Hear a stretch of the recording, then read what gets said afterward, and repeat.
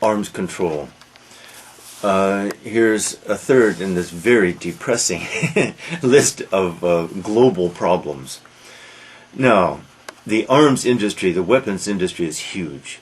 It's as huge as the automobile industry, and to a certain extent it's coextensive. That is, these two industries tend to touch each other and influence each other, and both are vast. Of course, the main weapons producer in the world is the USA. And we sell weapons to South Korea and all our friends and semi-friends. And sometimes we know that we distribute them for very little cost to people to whom we regret having given them, like, say, Saddam Hussein, to whom we gave or sold billions in weapons so that he could fight the Iranians, who at that time, early 80s, were our enemies, or we thought so anyway. Oh, well, they were. So what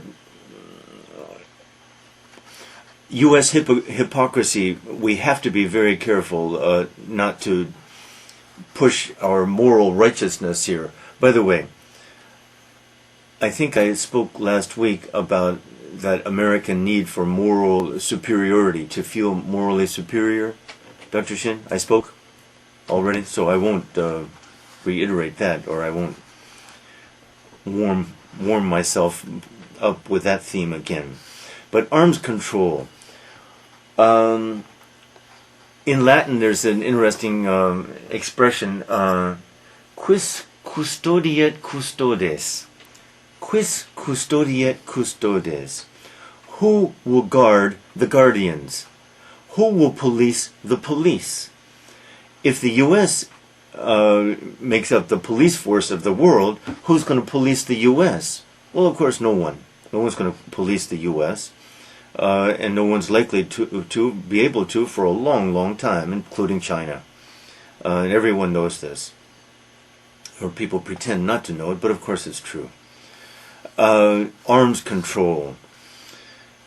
So we begin with the fact that it's a huge economic factor. To reduce the production of arms would be very harmful to the U.S. economy, therefore to the world economy. So the U.S. continues to produce arms, continues to use them, continues to sell them. What's the solution here? We sign these treaties, but then we start to back out of them, or we look for ways out of them. Maybe we have good reasons to back out of them, like we suspect that others are cheating. Do these measures have any value? They have some value, just like the attempts to control global warming and control emissions, carbon emissions and all that. They have some value. It's not all hypocrisy. Final solutions, it's hard to say that there are or can be any final solutions.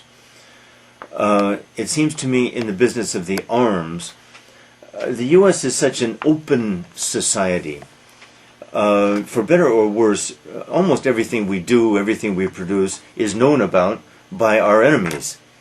We search on the internet and you'll find the information you need. But we trust our economic power. We trust our economic superiority that enables us to stay one or several steps ahead of the people whom we regard as bad guys. And as long as we can trust that, probably we will be okay.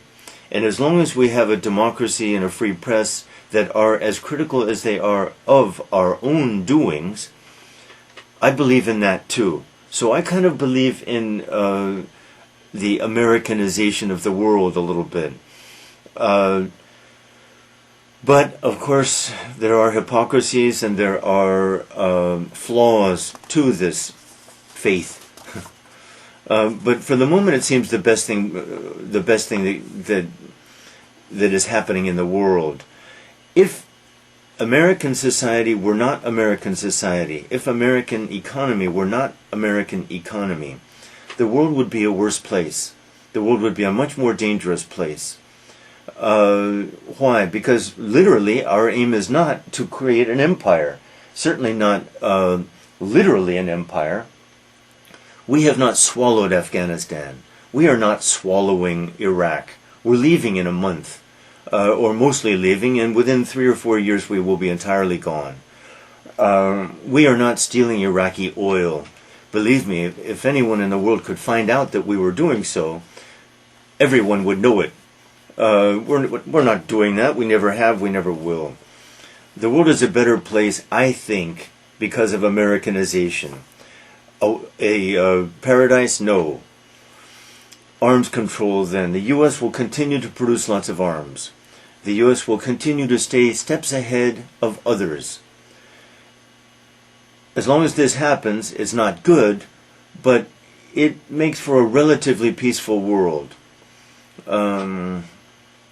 That's a very pro-American view, I realize.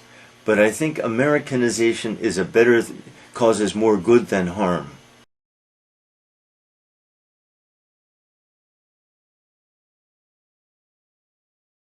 Arms control. 1. Who is the main weapons producer in the world? 2. Why did the U.S. sell billions in weapons to Saddam Hussein in the early 80s? 3. What is important about weapons production? 4. What is the reason Americans back out of treaties? 5. What allows America to be such an open society? 6. Why is America's political and economic superiority a good thing? 7. Do you think weapons should be controlled? If so, how? Can you think of a better way to distribute weapons?